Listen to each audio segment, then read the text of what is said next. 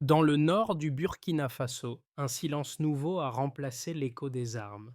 Là où les routes brûlées coupaient les villages, des puits réparés bruissent désormais du murmure de l'eau. Deux chiffres racontent le paradoxe.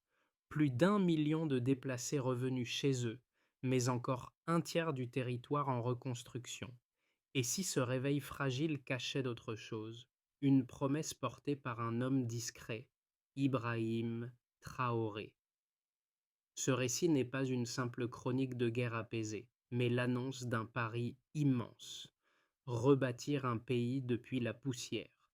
Sous Ibrahim Traoré, la transition burkinabé ne se mesure pas en promesses diplomatiques, mais en résultats visibles: champs reverdis, marchés rouvrant, enfants regagnant leurs écoles.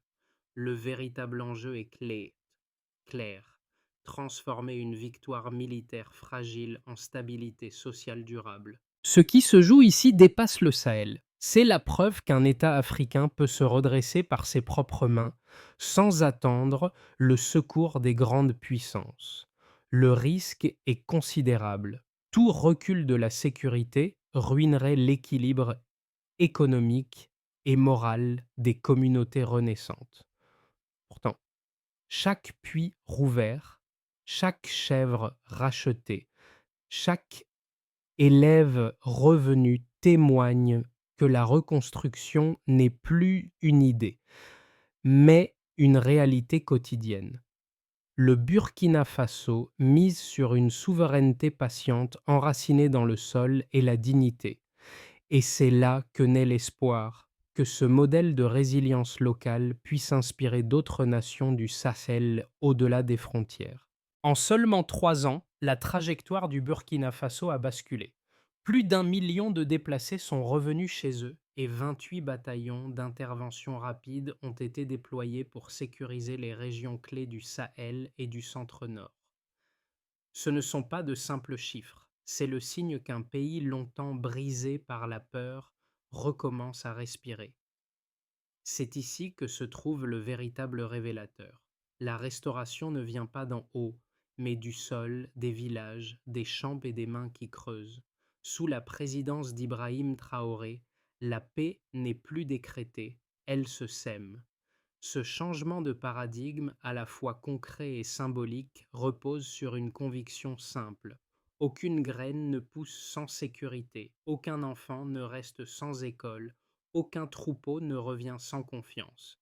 Pour y parvenir, le pouvoir de transition a instauré une stratégie à 2 étages. D'abord, la force militaire, ses unités spécialisées, capable d'intervenir vite, de rouvrir les routes, de protéger les corridors humanitaires. Ensuite, la présence civile, gendarmerie et unités mobiles qui ne se contentent pas de combattre, mais s'installent, dialoguent et stabilisent.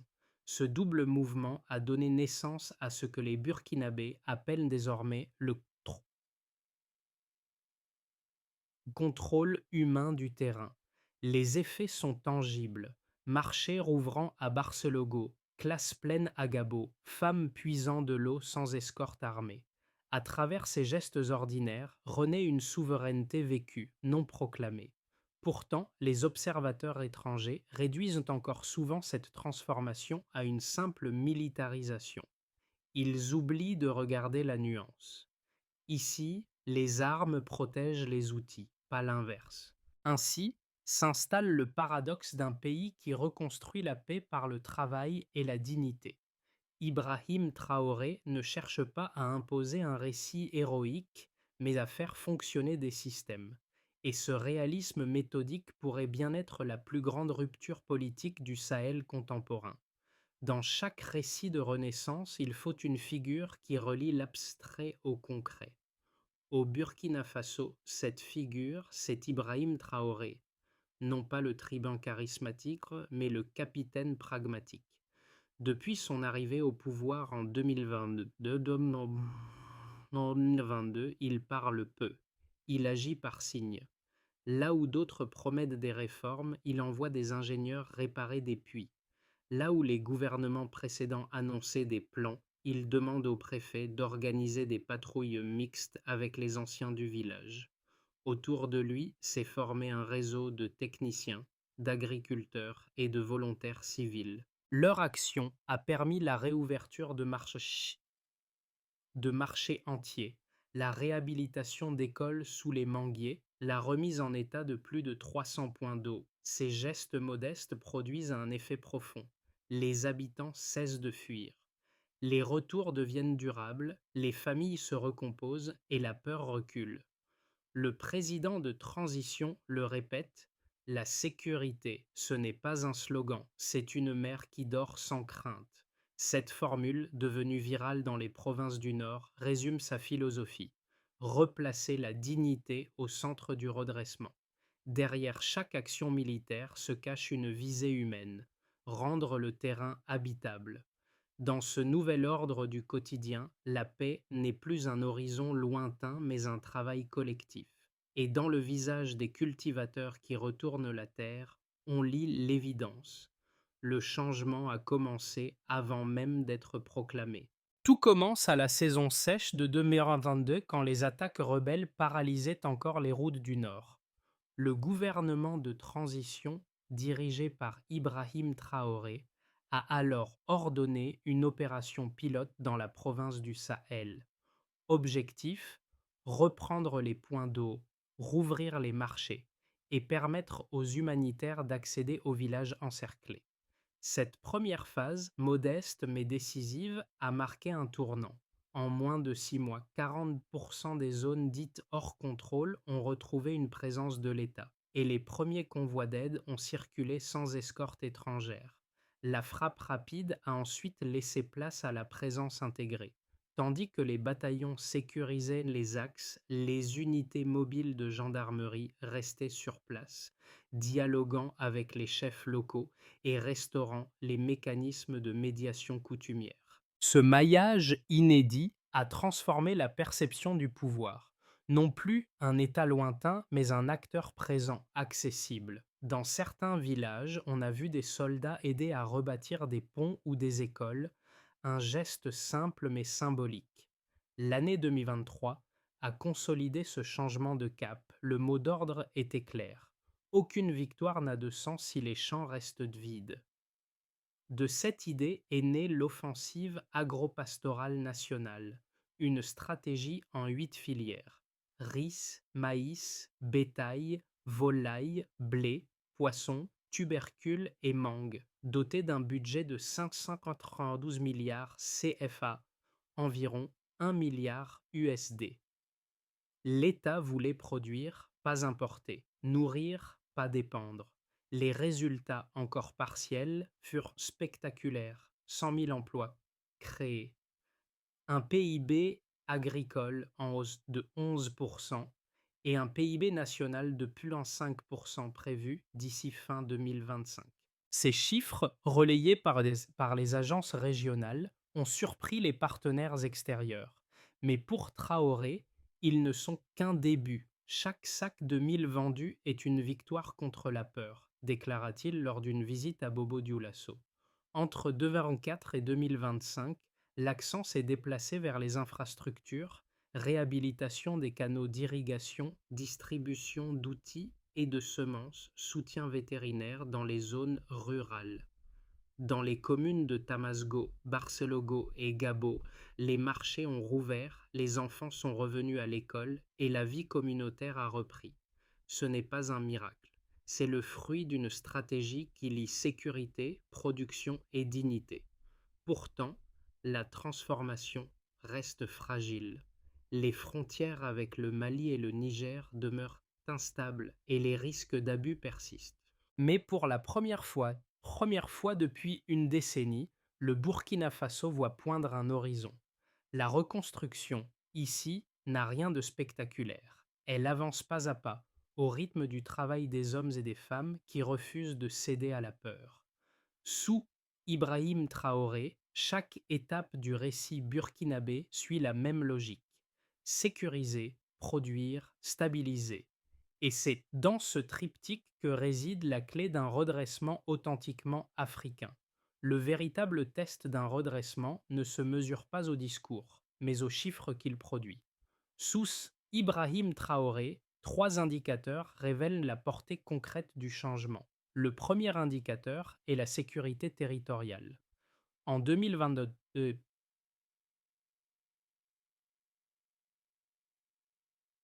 plus d'un tiers du pays échappait au contrôle de l'État. En 2025, cette proportion est tombée à 12%. La différence n'est pas qu'un pourcentage. Elle signifie que des milliers d'élèves peuvent rejoindre leurs écoles sans escorte et que les marchés ruraux fonctionnent de nouveau 3 jours par semaine. Le deuxième indicateur est le retour des déplacés internes. D'après les données croisées du ministère de l'Action humanitaire et de la FAO, plus d'1 million de personnes sont rentrées chez elles entre 2023 et 2025. C'est le flux le plus important jamais enregistré depuis 2015. Derrière ce nombre, il y a des visages, des femmes qui reprennent la culture du mille, des bergers qui reconstituent leurs troupeaux, des enfants qui retrouvent des bancs d'école sous les manguiers. Le troisième indicateur est la performance économique. L'initiative agro-pastorale nationale, soutenue par un budget de 532 milliards CFA, soit 1 milliard USD, a stimulé la production vivrière et généré 100 000 emplois. L'agriculture burkinabé a progressé de 11% et la contribution de ce secteur au PIB national atteint 5% supplémentaires. Ces gains, modestes en apparence, traduisent une mutation structurelle. Pour la première fois depuis 20 ans, la croissance repose sur la terre, non sur l'aide extérieure. Les observateurs étrangers continuent de souligner les zones d'ombre, fragilité climatique, lenteur administrative ou risque de centralisation du pouvoir.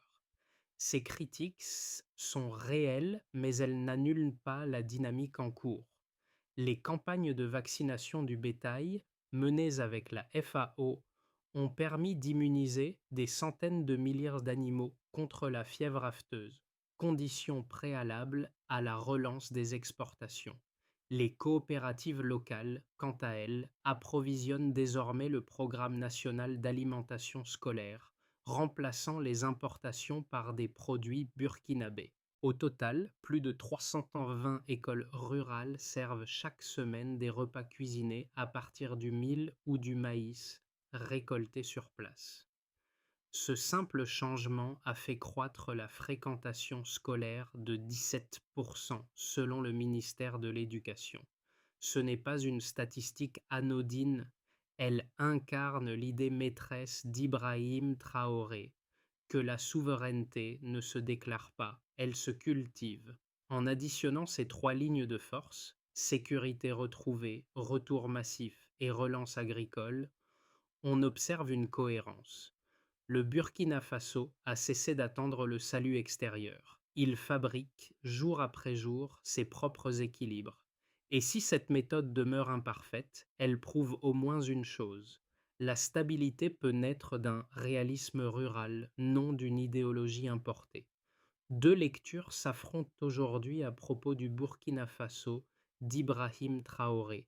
La première, relayée par nombre de médias occidentaux, décrit un pays enfermé dans une logique militaire et nationaliste, coupé de ses partenaires historiques, risquant l'isolement diplomatique et la dérive autoritaire. Pour ces observateurs, la sécurité retrouvée ne serait qu'un calme précaire imposé par la force, et la souveraineté alimentaire, un slogan populiste.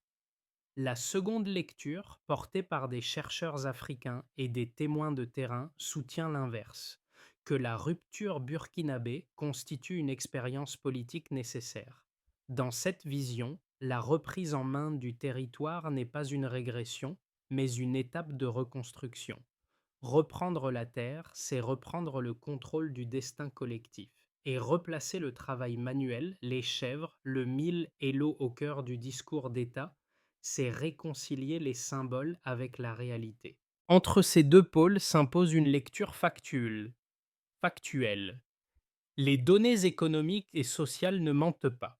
La croissance agricole atteint 11%, le retour des déplacés dépasse le million et les infrastructures rurales renaissent. Les excès militaires existent, mais ils ne définissent pas l'ensemble du processus. De même, la critique de centralisation ignore souvent le rôle des coopératives, des chefs locaux et des comités communautaires dans la gestion quotidienne des programmes. La réponse Stillman à la controverse est donc la suivante. Ibrahim Traoré n'oppose pas souveraineté et démocratie. Il tente de les recoller dans un contexte de guerre. Son approche ne nie pas les droits humains, elle cherche à rendre ces droits viables sur le terrain, en restaurant d'abord la sécurité puis la dignité économique. Ce n'est pas un rejet du monde, mais une réécriture des priorités. Et si cette méthode choque certains diplomates, c'est peut-être parce qu'elle déplace le centre de gravité du discours vers la pratique, de l'assistance vers la capacité. Là se trouve le vrai débat, celui d'un continent qui veut enfin parler sa propre langue politique. Tout commence par une chèvre. Cette phrase prononcée par Ibrahim Traoré lors d'une visite à Boulet-du-Houn résume à elle seule le pivot du redressement burkinabé. La paix n'est plus un mot, elle se compte en bêtes, en sacs de mille, en marchés rouverts. Ce virage, du fusil au troupeau, symbolise la deuxième moitié du chemin, transformer la sécurité en subsistance. À partir de 2024, le gouvernement a distribué des kits d'élevage aux familles rapatriées. Un mâle va deux chèvres, ou parfois un couple de bovins, accompagné de formations vétérinaires et d'accès au marché local. Ce programme, discret mais décisif, a rendu visible une vérité que les indicateurs ignorent. Chaque animal représente un revenu, une autonomie retrouvée, une dignité réparée. Là où l'aide humanitaire livrait autrefois des rations importées, on entend désormais les bêlements du travail. La souveraineté alimentaire devient une souveraineté de vie. Et c'est ce glissement presque imperceptible qui transforme la guerre en mémoire et la survie en avenir. Le Burkina Faso ne prêche pas l'autarcie, il pratique la résilience. Et dans cette simplicité nouvelle, la promesse d'un futur tenable se dessine, une empreinte à la fois économique et humaine. Les résultats du tournant impulsé par Ibrahim Traoré se mesurent désormais dans quatre sphères: nationale, économique, sociale et régionale. Au niveau national, la première conséquence, la plus visible, est la réappropriation du territoire. Plus d'1 million de personnes déplacées ont regagné leur village et les provinces naguère désertées y retrouvent leur marché hebdomadaire. Les routes rouvertes permettent le retour des instituteurs et des agents de santé. L'État, longtemps absent, se rend à nouveau tangible. Il inspecte, il soigne, il écoute. Là où les armes dominaient, la parole administrative a repris le dessus, lente, imparfaite, mais réelle. Au niveau économique, l'économie rurale s'est remise à battre. La production agricole a cru de 11% en 2 ans. Le PIB national s'est accru d'environ 5%. Les coopératives locales, soutenues par la FAO, c'est le programme d'alimentation scolaire, approvisionnent les cantines avec des denrées issues des récoltes du pays. Les éleveurs, vaccinant leurs troupeaux, participent à la relance des exportations. Dans les zones de Bobo-Dioulasso et de Pau, des chaînes du froid des abattoirs modernes emploient plus de 30 000 personnes, consolidant un tissu productif longtemps marginalisé. Au niveau social, l'impact humain est profond. Les retours familiaux recréent un lien communautaire disparu. Les femmes, au cœur des programmes d'élevage, dirigent des micro-coopératives qui vendent lait, viande et fromage. Les enfants mangent à nouveau à l'école. Les taux de scolarisation ont grimpé de 17%. Dans les foyers, on parle moins de peur et davantage de projets. La sécurité, ici, se traduit en gestes ordinaires.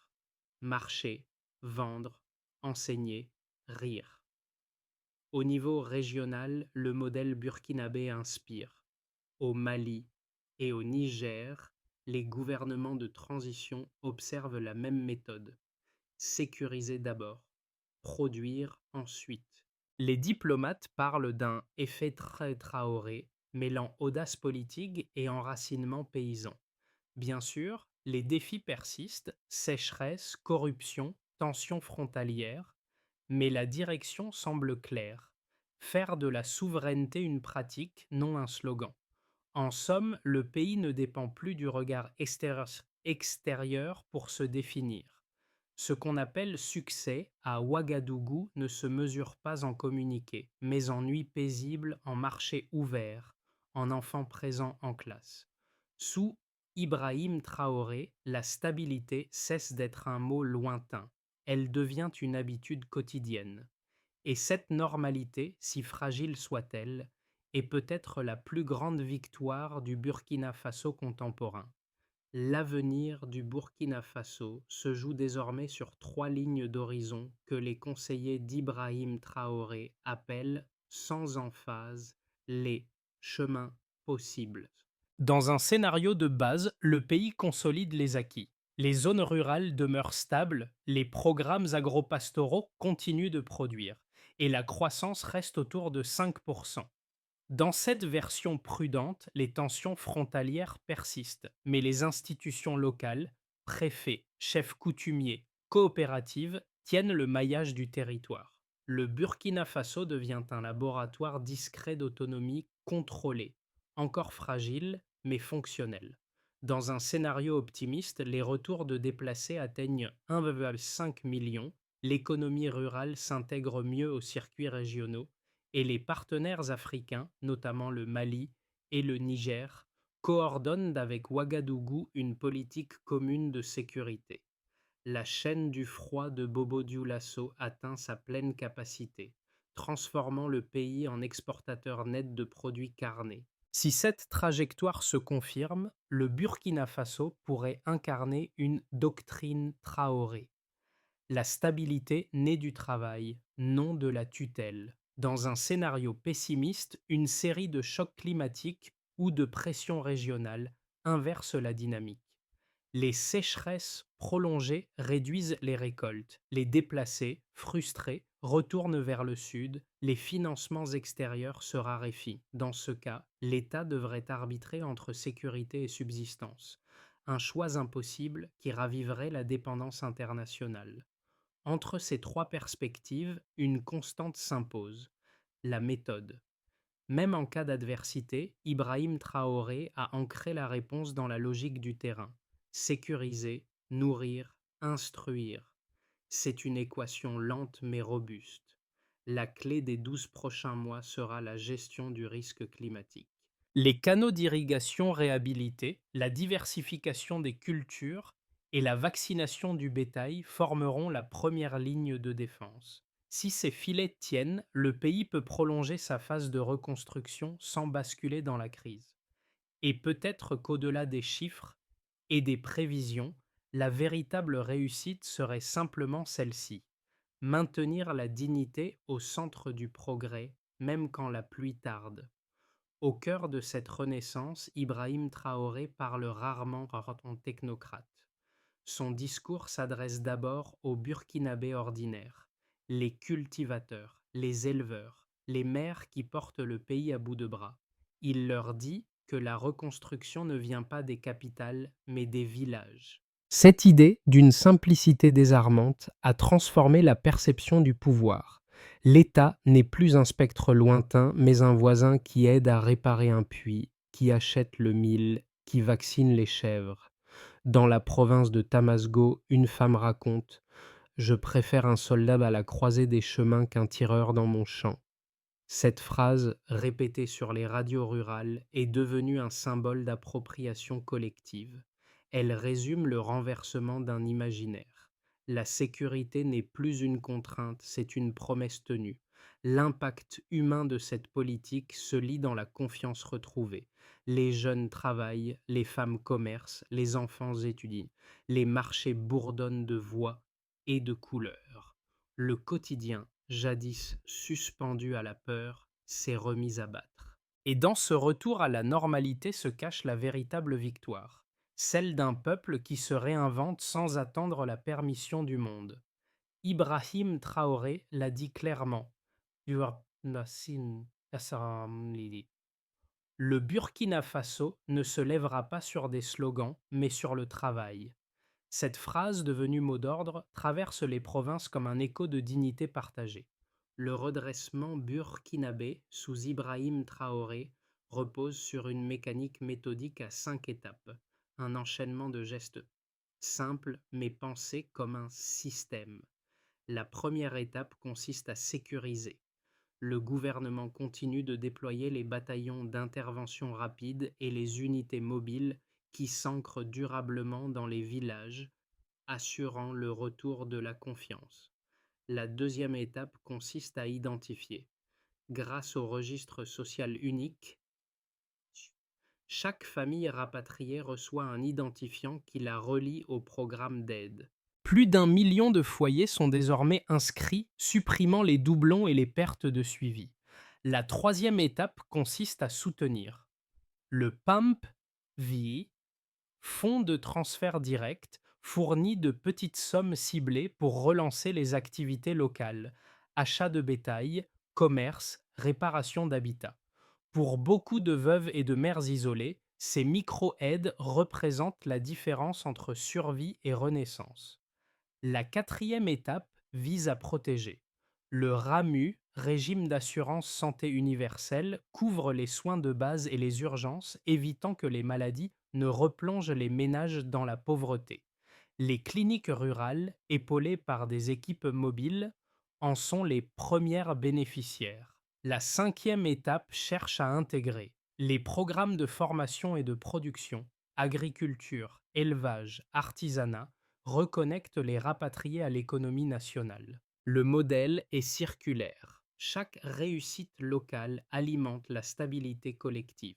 Cette feuille de route ne prétend pas tout résoudre, mais elle incarne une vision rare, celle d'un État qui apprend à agir par couches successives plutôt que par promesses générales. Dans cette approche, Ibrahim Traoré lie dignité et efficacité. Reconstruire, oui, mais reconstruire de façon mesurable.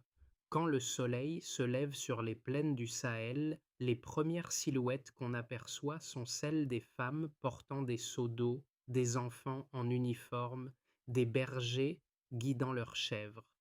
Dans ce paysage ordinaire, tout semble paisible, mais chaque geste raconte une conquête. C'est là que l'on comprend le sens profond de la politique d'Ibrahim Traoré.